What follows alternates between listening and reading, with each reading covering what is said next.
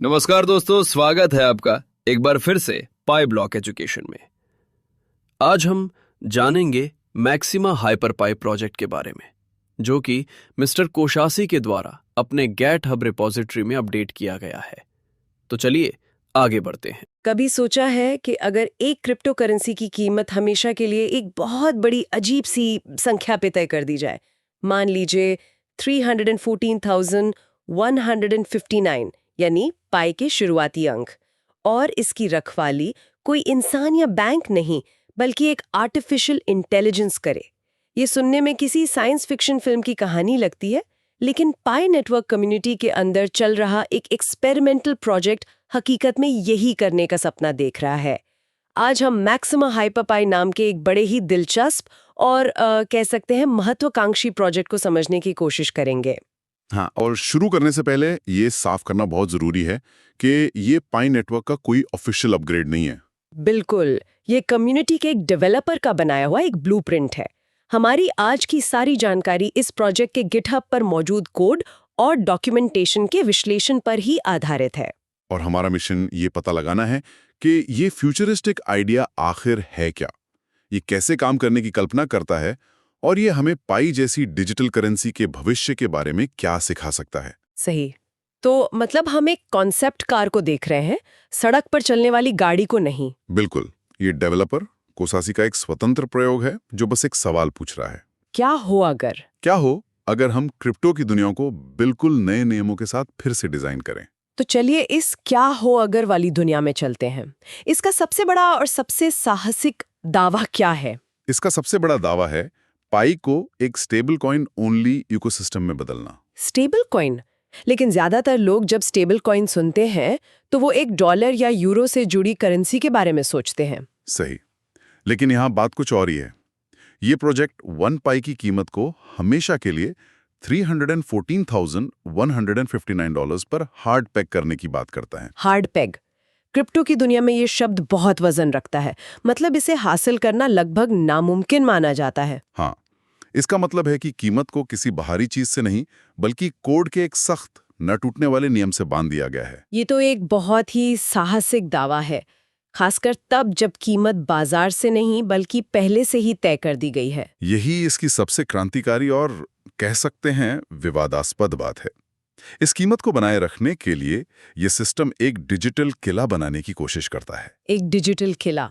और इसके नियम क्या हैं? इसके 2 बेहद सख्त नियम हैं।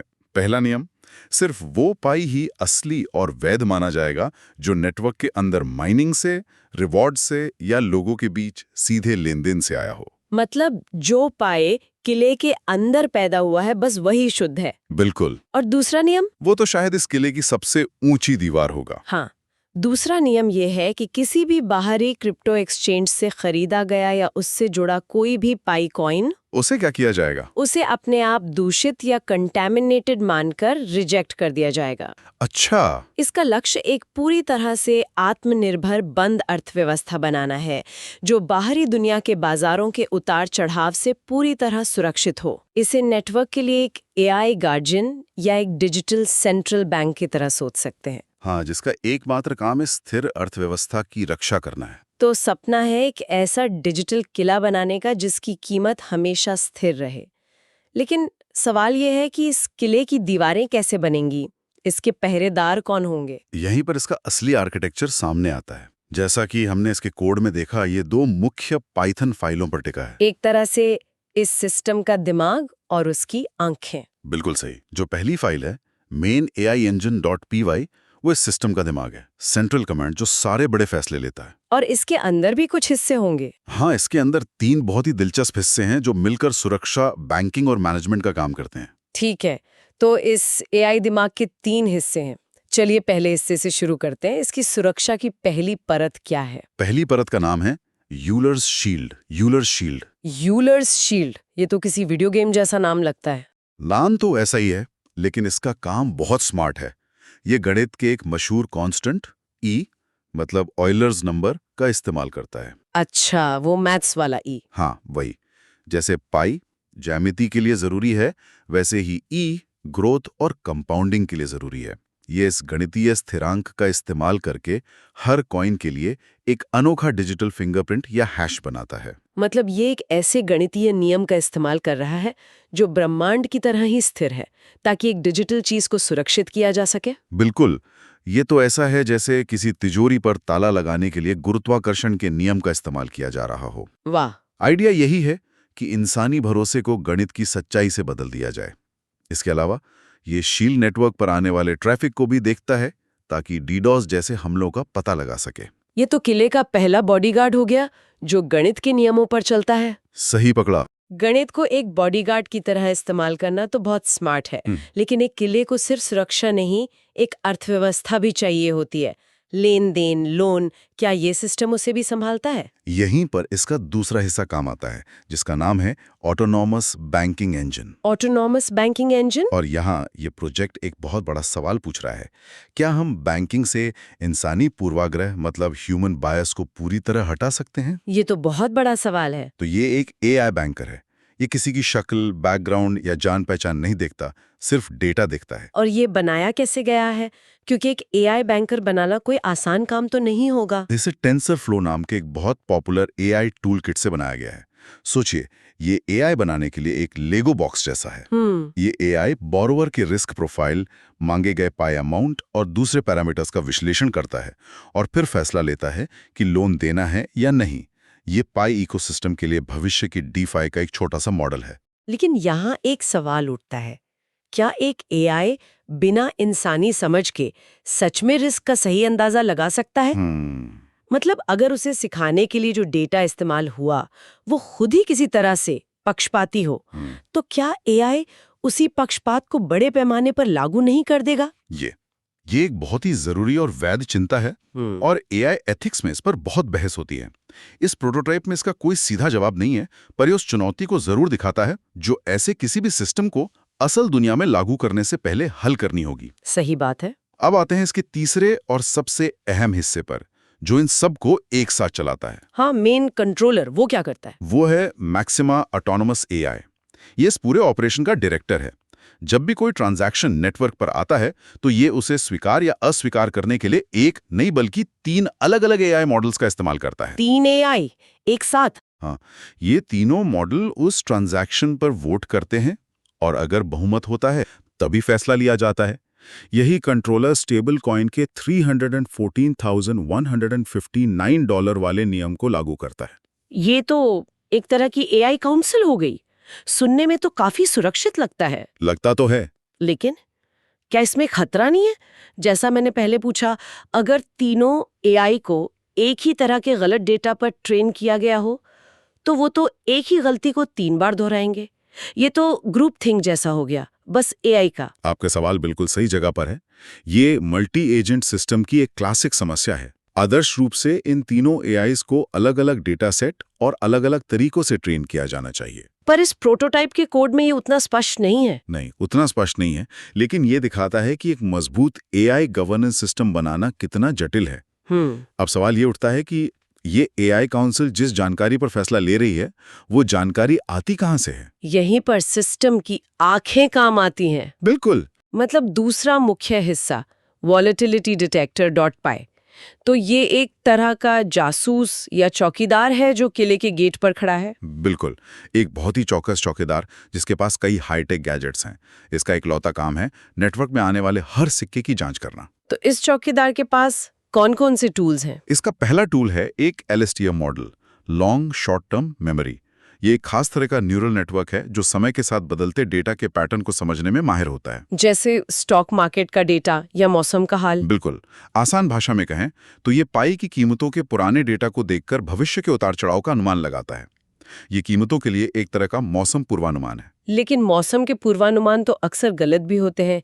ये कितना भरोसेमंद हो सकता है, खासकर क्रिप्टो जैसी दुनिया में? ये इसकी एक सीमा है, इसलिए ये सिर्फ एक टूल पर निर्भर नहीं रहता। अच्छा, और भी कुछ है? हाँ, अगर कोई पैटर्न बहुत ही अजीब हो तो उसके लिए दूसरा टूल है जिसे आइसोलेशन फॉरेस्ट कहते हैं। प्रोजेक्ट के डॉक्यूमेंटेशन में इसे एक आकर्षक नाम दिया गया है, quantum inspired anomaly detection. 1 minute, quantum inspired? क्या इसमें सच में क्वांटम कंप्यूटिंग का इस्तेमाल हो रहा है? नहीं, बिल्कुल नहीं। ये एक कॉन्सेप्चुअल या कह सकते हैं ब्रांडिंग टर्म है। अच्छा। तो ये सिर्फ नाम है। हाँ, असल में आइसोलेशन फॉरेस्ट एक जाना माना मशीन लर्निंग एल्गोरिदम है जिसका काम डेटा के ढेर में अजीब और संदिग्ध पैटर्न को ढूंढना है। जैसे कोई गोयंदा भीड़ में छिपे संदिग्ध व्यक्ति को पहचान लेता बिल्कुल है। ऐसा ही। अगर कोई ट्रांजैक्शन बाकी सबसे बहुत अलग दिखता है तो ये सिस्टम उसे फ्लैग कर देता है। ठीक है, तो एक टूल भविष्य का अनुमान लगाता है, दूसरा अजीब पैटर्न पकड़ता है, लेकिन सबसे बड़ा नियम तो एक्सचेंज वाले पाई को रोकने का था।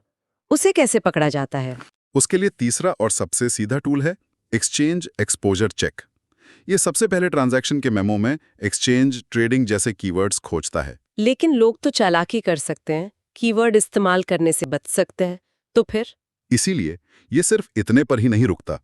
ये सिस्टम बाहरी क्रिप्टो एक्सचेंज की वेबसाइट्स के एपीआई को भी कॉल करता है। एपीआई मतलब?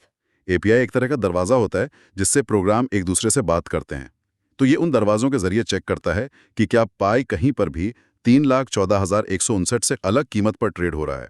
ओह, अगर सिस्टम को पता चलता है कि पाई किसी एक्सचेंज पर मान लीजिए $50 पर लिस्टेड है, तो वो उस एक्सचेंज से जुड़े किसी भी ट्रांजैक्शन को एक्सचेंज एक्सपोज्ड मानकर तुरंत रिजेक्ट कर देता है। ये तो बहुत ही आक्रामक तरीका है अपनी बंद अर्थव्यवस्था को बचाने का। बिल्कुल। और ये सारे टूल्स आलस नहीं करते, ये मिलकर एक लूप में लगातार काम करते हैं।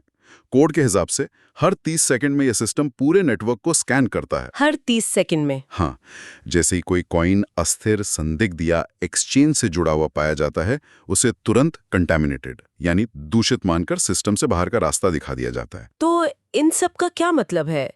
ये पूरा आर्किटेक्चर, ये एआई काउंसिल, ये गणितीय बॉडीगार्ड, क्या ये हकीकत में हो सकता है? ये कितना प्रैक्टिकल है? अगर हम इसकी ताकतों की बात करें तो उसका विजन वाकई बहुत साहसिक और नया है। एक पूरी तरह से स्थिर एआई द्वारा शासित अर्थव्यवस्था का विचार अपने आप में क्रांतिकारी है। ये क्रिप्टो की सबसे बड़ी समस्या यानी कीमतों के भयानक उतार चढ़ाव को जड़ से खत्म करने की कोशिश करता है। सही। इसका मल्टी लेयर्ड एआई स्टैक और ऑटोनॉमस बैंकिंग का ब्लूप्रिंट, ये सब इसे एकेडमिक और रिसर्च के नजरिए से एक बेहतरीन प्रोजेक्ट बनाते हैं। लेकिन इसकी सीमाओं को समझना भी उतना ही जरूरी है।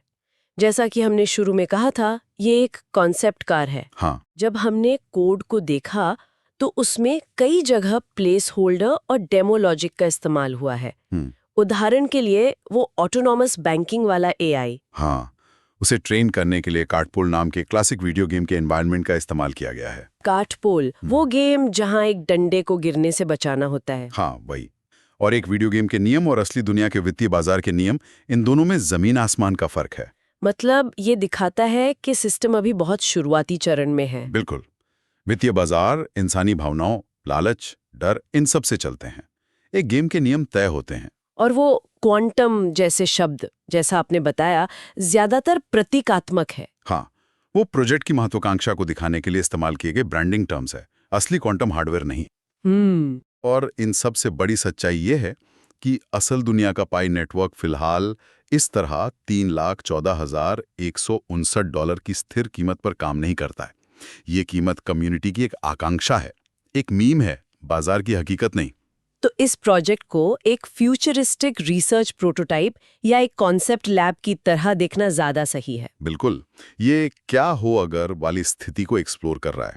ये पूछ रहा है कि अगर हम चाहें तो क्या ऐसी व्यवस्था बना सकते हैं और उसे बनाने में क्या-क्या चुनौतियां आएंगी। तो आज हमने देखा कि मैक्सिमा हाइपरपाई पाई नेटवर्क के लिए एक ऐसे भविष्य की कल्पना है जहां अर्थव्यवस्था एक किले की तरह हो, स्थिर, एआई द्वारा शासित और पारंपरिक क्रिप्टो एक्सचेंजों के तूफानों से पूरी तरह सुरक्षित। एक ऐसा यूटोपिया बनाने की कोशिश है जिसके अंदर सब कुछ शांत और अनुमान के मुताबिक हो। इसका सबसे बड़ा सबक ये है कि ये प्रोजेक्ट पाई कम्युनिटी के भीतर मौजूद कल्पना और तकनीकी महत्वाकांक्षा को दिखाता है। ये पाई को सिर्फ एक सिक्के के तौर पर नहीं, बल्कि एआई और ऑटोनॉमस बैंकिंग जैसे एडवांस्ड एक्सपेरिमेंट्स के लिए एक प्लेग्राउंड या प्रयोगशाला के रूप में पेश करता है। हाँ, ये उन लोगों के लिए एक बेहतरीन स्टडी केस है जो एआई और डीफाई के संगम को समझना चाहते हैं। ये प्रोजेक्ट एआई को एक गेटकीपर बनाकर एक पूरी तरह से बंद और स्थिर वित्तीय प्रणाली बनाने की कोशिश करता है। यहाँ सोचने के लिए एक दिलचस्प सवाल ये है, एक परफेक्ट और स्थिर अर्थव्यवस्था बनाने के लिए एआई को गेटकीपर बनाने का विचार आकर्षक तो है, लेकिन ऐसे निखुंत नियंत्रण मतलब परफेक्ट कंट्रोल की छिपी हुई कीमत क्या हो सकती है? ये एक बहुत गहरा सवाल है। जब एक एल्गोरिदम ये तय करने लगे कि कौन सिस्टम के अंदर रहेगा और कौन बाहर, तो क्या ये वित्तीय स्वतंत्रता और इनोवेशन के लिए एक नया खतरा नहीं बन जाएगा? धन्यवाद दोस्तों। उम्मीद करते हैं कि आज की अपडेट आपको पूरी तरह से समझ में आई होगी। इस तरह की हर एक न्यू अपडेट पाने के लिए वीडियो को लाइक करें, चैनल को सब्सक्राइब करें, अपने दोस्तों के साथ शेयर करें तथा कमेंट्स में अपनी राय जरूर दें। धन्यवाद।